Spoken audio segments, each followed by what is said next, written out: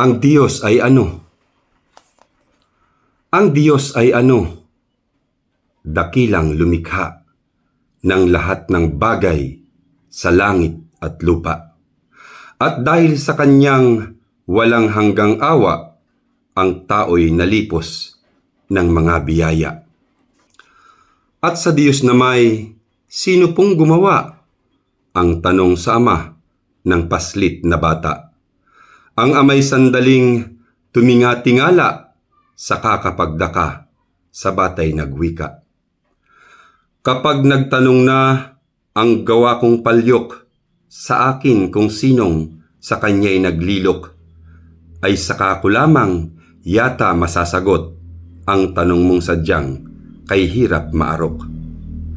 Nalalaman baga ng niyaring bahay kung sino ang taong sa kanya'y nagpanday? Ganoon din tayo, alabok na buhay. Paano nagka-Diyos? Wala tayong malay. Hindi ko malaman, hindi mapagtanto, di kayang mahagip ng aking talino.